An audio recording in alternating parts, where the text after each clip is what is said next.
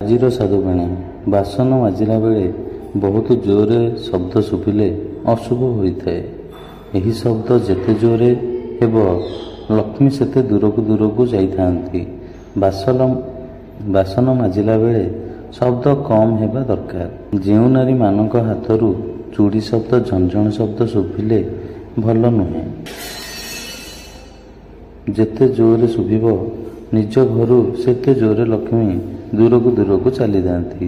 ସେଥିପାଇଁ ମା' ମାନେ ଆପଣ ଧ୍ୟାନ ଦିଅନ୍ତୁ। କେବେ ହେଲେ ନିଜ ହାତର ଚୁଡ଼ିକୁ ଝଣଝଣ କରିବାକୁ ବେଶୀ ଦିଅନ୍ତୁ ନାହିଁ। ଯେଉଁମାନେ ମନ୍ଦିର ଯାଆନ୍ତି ଏବଂ ନଡ଼ିଆ ମଧ୍ୟ ଠାକୁରଙ୍କ ପାଖରେ ବାଢ଼ାନ୍ତି, ଦେଖିଥିବେ ଗୋଟିଏ ନଡ଼ିଆ ପୋଚା ପଡ଼ିଯାଇଥାଏ ଏବଂ ଆପଣମାନେ ଭାବନ୍ତି ଆମ ଭାଗ୍ୟ ଖରାପ ପଡ଼ିଗଲା।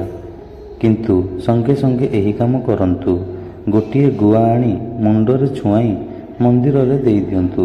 ଶାସ୍ତ୍ର ଅନୁଯାୟୀ ଦ୍ୱିତୀୟ ନଡ଼ିଆ ଗୁଆକୁ ବର୍ଣ୍ଣନା କରାଯାଇଛି।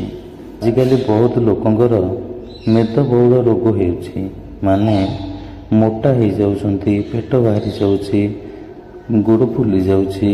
ସେଥିପାଇଁ ଆପଣମାନେ କ'ଣ କରିବେ? ଯେଉଁଟା ବି ବହୁତ କ୍ଷତିକାରକ।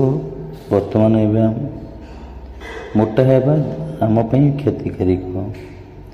ପ୍ରତିଦିନ ସକାଳେ 1 ଚାମଚ ମହୁ, ଅଧ ଗ୍ଲାସ ଥଣ୍ଡା ପାଣି ସେବନ କରନ୍ତୁ ଏବଂ ରାତିରେ ଅଧ ଗ୍ଲାସ ଗରମ ପାଣିରେ 1 ଫାଳ ଲେମ୍ବୁ ରସ ଚିପୁଡ଼ି ସେବନ କରିବା ଦ୍ୱାରା ମେଦବହୁଳ ରୋଗ ଦୂର ହୋଇଥାଏ।